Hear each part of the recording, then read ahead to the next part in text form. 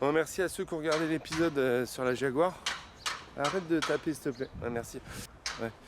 Voilà, continue un petit peu après. En attendant, on va passer à de la vraie mécanique. J'ai aussi un Range Rover P38, donc, qui est quand même une des voitures connues comme étant le moins fiable de l'histoire de l'automobile.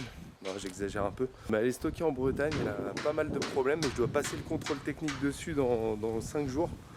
Donc on va aller la chercher. Le but c'est de la ramener, de régler les problèmes qui l'empêchent de passer le contrôle technique et ensuite d'aller aux Pays-Bas avec. Et j'annonce, tant qu'elle n'a pas le contrôle technique, je me rase plus. Elle te rase pas, elle nous fait pas Allez, chier. direction la Bretagne.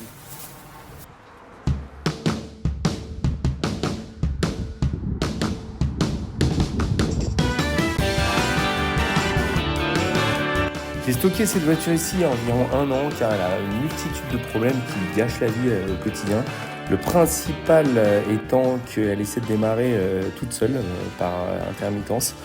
Souvent c'est dès qu'on essaie de brancher la batterie, le démarreur se lance. Comme les clés ne sont pas dessus, généralement elle n'arrive pas à démarrer, mais la batterie chauffe parce que ça envoie la puissance, ça se met à fumer, ça peut même être potentiellement très dangereux. Ça m'a à moitié fondu l'écosse de la nouvelle batterie, l'ancienne batterie évidemment je l'ai changée. Alors j'ai eu un petit problème de micro sur la vidéo, donc c'est pour ça que je vous expliquais le problème mais que je vous le réexplique en voix off.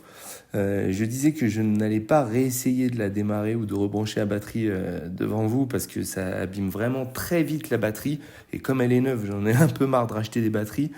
Donc ce qu'on va faire, c'est que je vais tout de suite changer le démarreur. Je suis venu avec un démarreur d'occasion que j'ai trouvé.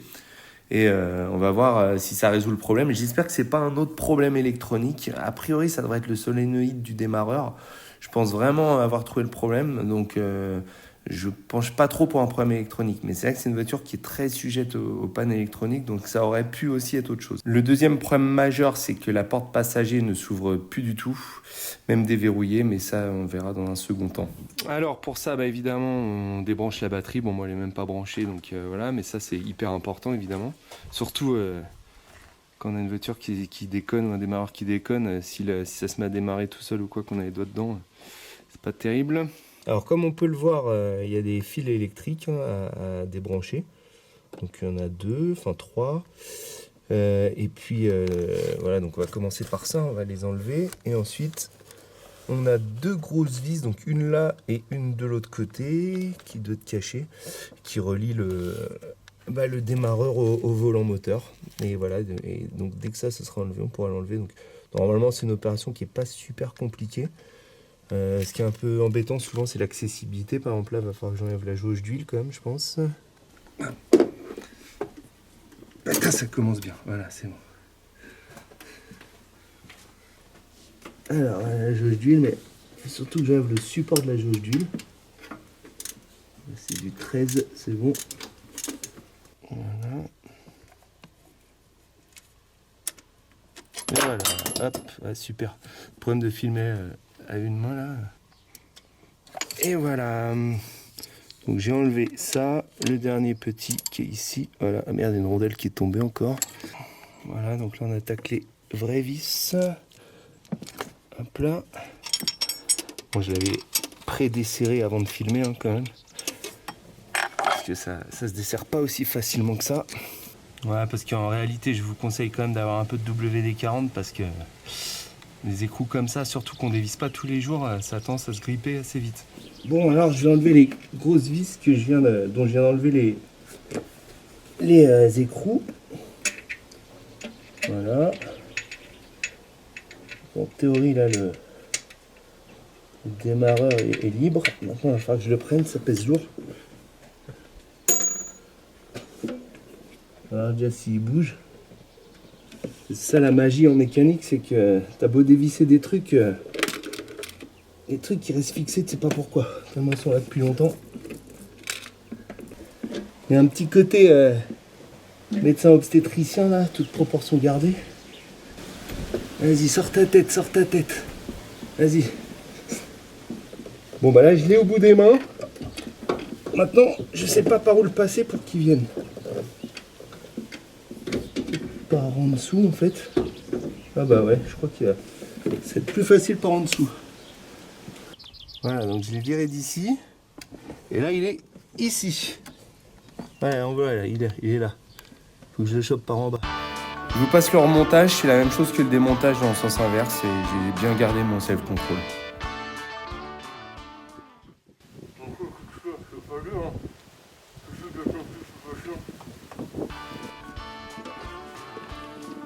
Putain, mais dans quel sens il se met celui-là là?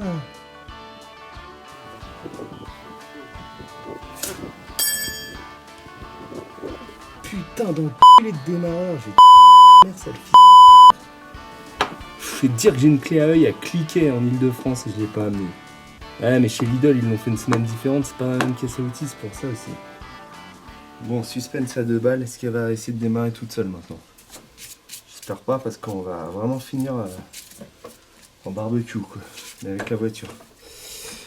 Bon, alors le plus, le moins.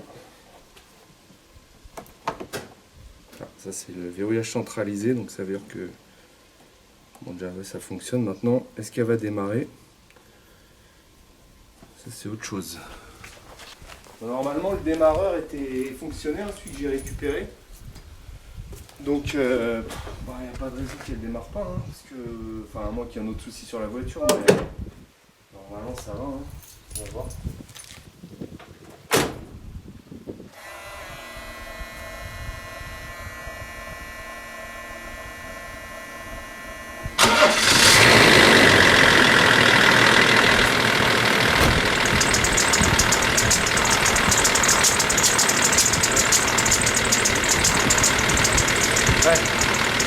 Ça c'est le problème des voitures qui restent des mois sans rouler quoi. Il y a des petites courroies qui ont des soucis on dirait.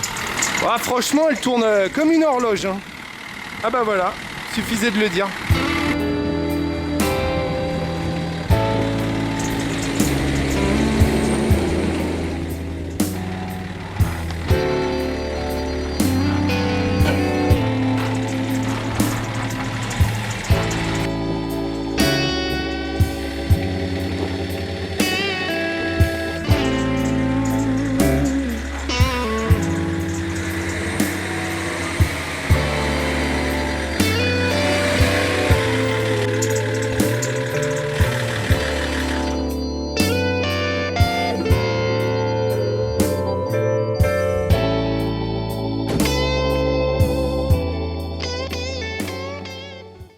Bon bah je vais ranger mon vieux démarreur, hein, le jeter. Il présente bien quand même. Hein. Franchement je crois qu'il va se retrouver sur le bon coin celui-là. Et à 9. Alors voilà.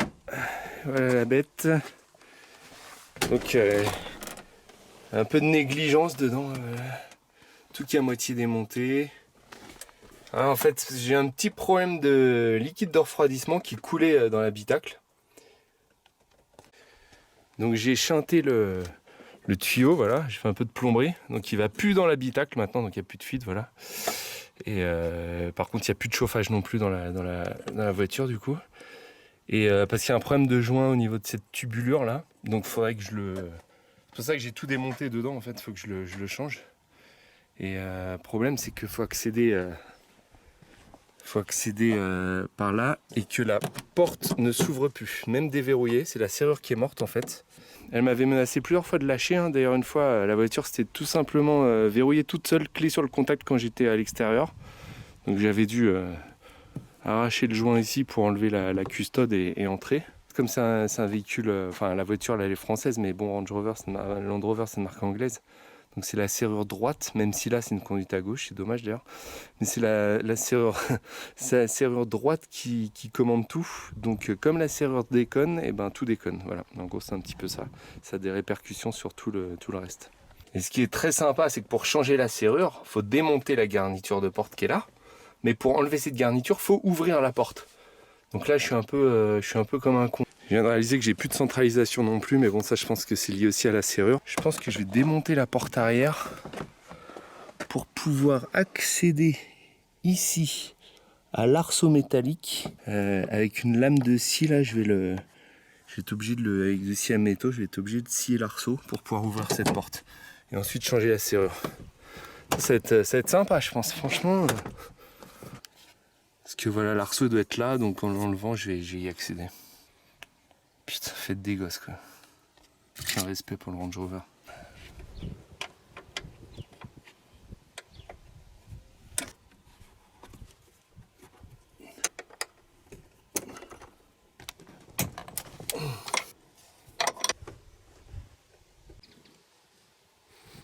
et après je pourrai enlever la porte.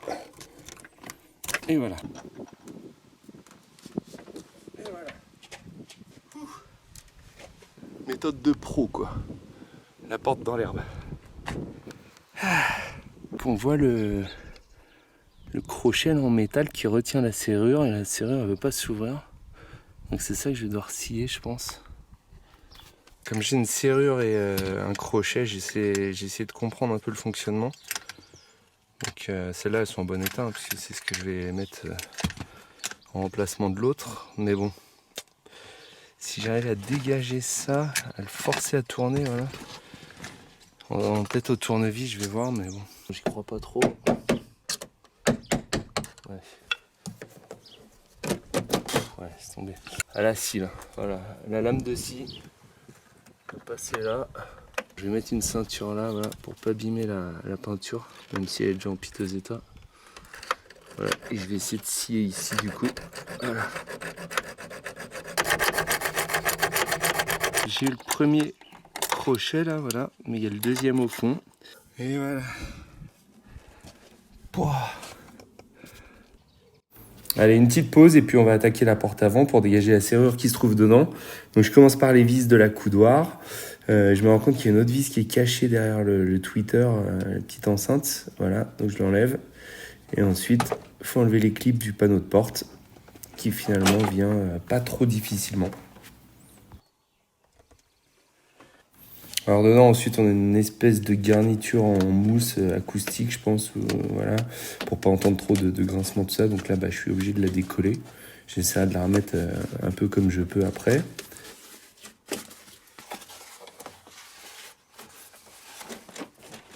Ensuite j'attaque la serrure à proprement parler. Donc il y a 3 vis Torx à enlever pour déloger la serrure.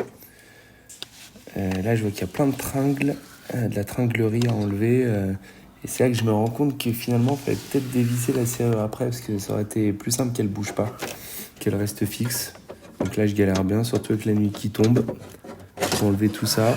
Et finalement, la serrure vient. La serrure, c'est l'ancienne. Et maintenant, la nouvelle.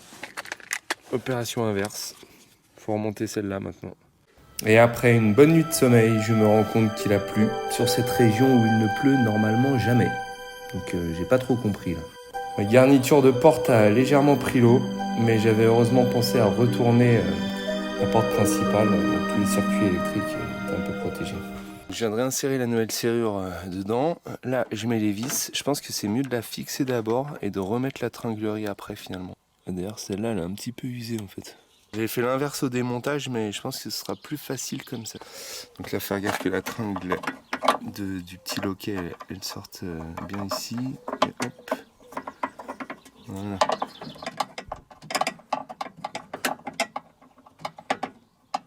Comme ça. Bon, je viens de remettre les connecteurs puisque c'est cette porte là qui contrôle toutes les autres portes, hein, le verrouillage centralisé et tout. On voit les boîtiers. Donc, voilà, donc c'est bon, ça marche. On entend. Voilà, c'est bon. Bon, il n'y a plus qu'à remettre, changer ce petit arceau métallique. Je vais mettre le nouveau qui est là.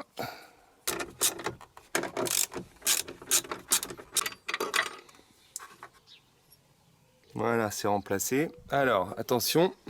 J'espère que c'est bien ça le problème. Parce que là, j'ai pas envie de rescier. Ah, c'est bon, ça s'ouvre. Impeccable.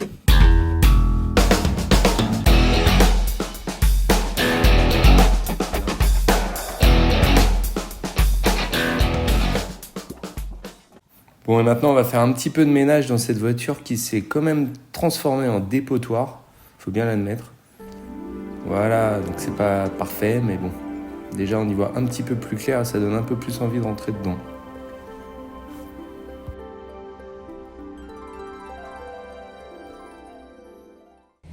Franchement c'est confort, ça va. Hein. Après, je vous cache pas que au niveau de l'insonorisation, c'est quand même pas le top quoi. Je sens un peu de bruit qui vient de l'arrière là, le bruit du vent, c'est pas terrible, franchement. Le problème ici c'est le stationnement. Au moins à Paris t'as des Vinci partout, c'est plus sécurisé quoi. Sauf s'il y a des règles à respecter quand même. Et là, franchement, t'es obligé de faire des choses, te garer comme ça de manière dangereuse. Enfin, franchement, j'aime pas ça, quoi. Ah, l'air pur breton, il y a que ça de vrai, quoi. Ça a pas de prix. Et ça, c'est du bon air pur, ça. C'est bon, ça, c'est bien. Petit. Ça va? Et tu sais où je te verrais bien, toi?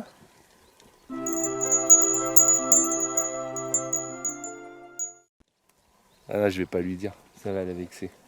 Non, puis les gens sont sympas en Bretagne, hein, franchement. Enfin, moi, tous ceux que j'ai rencontrés jusqu'à maintenant. Oh, qui vient nous polluer là! Hey, donne-y un coup de chigène là, on va C'est voir dame. s'il tient droit. Enfin, le mec, franchement, j'ai préféré pas lui répondre, j'ai pas envie de passer pour un prétentieux, mais je pense qu'il m'a jamais vu descendre un cidre. Et un brut, hein, pas un doux. Mais bon, laisse tomber. Je dois être trop humble.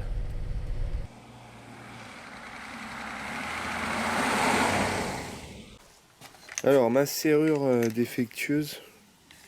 Oh. Ah, je vais avoir beaucoup de pièces à mettre sur le bon coin, moi. Allez, on va tenter le retour sur Paris.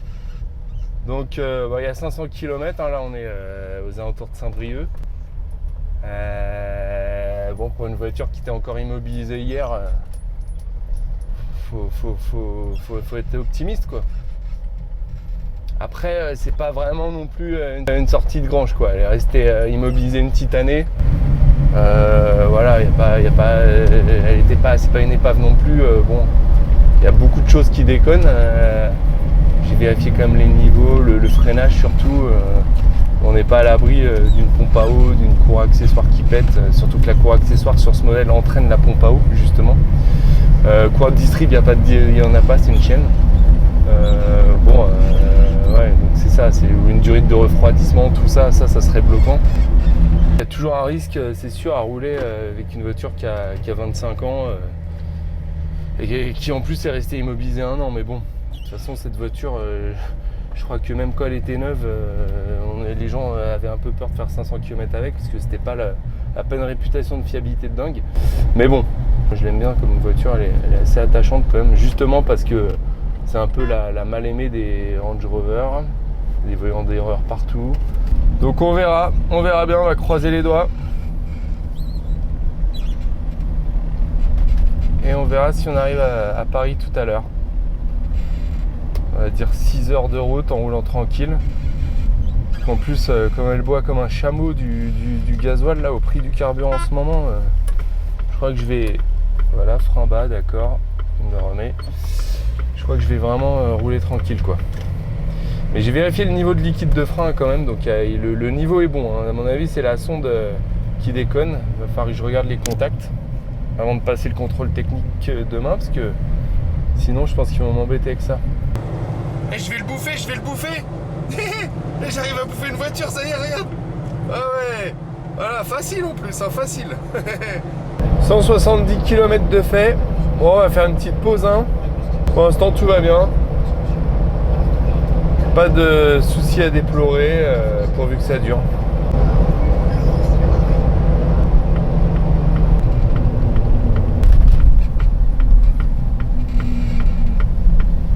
Allez, on est reparti encore, je sais pas, 300-350 km. Je sais pas vous, mais moi, je vais faire un petit somme, tiens. Ouh. Je déconne.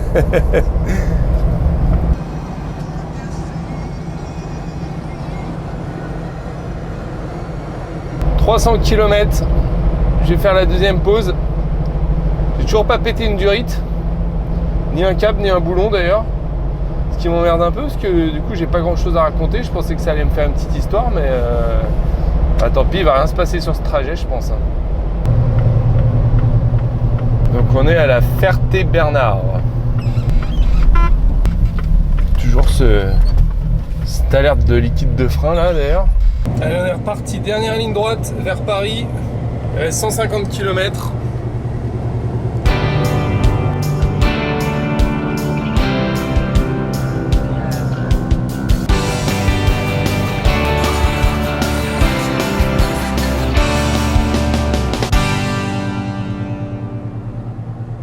Péage de Saint-Arnoux dans les Yvelines. Ça y est, on arrive en Ile-de-France. 500 bornes. Elle tourne comme une horloge, comme je disais. Pas eu de problème. Bon, bah demain, contrôle technique. L'heure de vérité. Alors ça saute pas aux yeux sur la vidéo, mais là je me rends compte qu'un des deux feux de croisement fonctionne pas. C'est la veilleuse de ce côté-là, vous voyez, côté gauche. Pas de feu de croisement. Alors je démonte tout, parce que ça pour le contrôle technique, ça passe pas du tout. Donc je me rends compte que c'est pas l'ampoule, donc c'est forcément un faux contact. Alors pour ça je teste, je démonte les connecteurs. Je teste, je vois que d'un côté le 12 volts arrive et pas de l'autre. Alors je décide de remonter les différents connecteurs. Je soupçonne le connecteur qui est juste en entrée du phare. Je passe à la bombe à contact, ça suffit pas. Donc je démonte l'optique pour y accéder de meilleure façon. J'enlève le clignotant. Je peux ensuite dégager le phare en lui-même, l'optique, le bloc optique.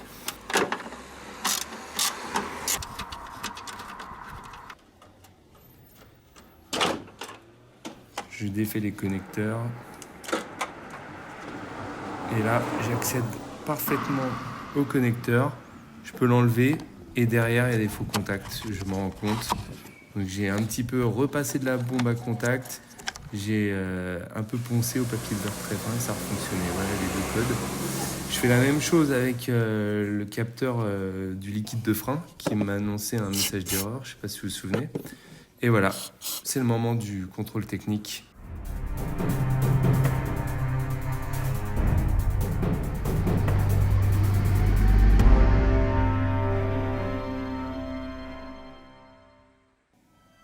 Hé hé, c'est pas beau ça? Juste 3 points mineurs. Très bien. Waouh, contrôle technique. Ah mais je savais qu'il allait y avoir de toute façon. Putain, en plus je supporte même plus cette barbe là. Commence à me saouler, je te jure. Laisse tomber. Ah, ça fait plaisir quand même. Hein. Oh, merde, plus de batterie là. Putain. Bon, en tout cas, c'est une bonne chose de faite. Bon, bah voilà. Et je vais rentrer, puis à nous les Pays-Bas maintenant. Mais pour ça, rendez-vous au prochain épisode. Merci, ciao à tous.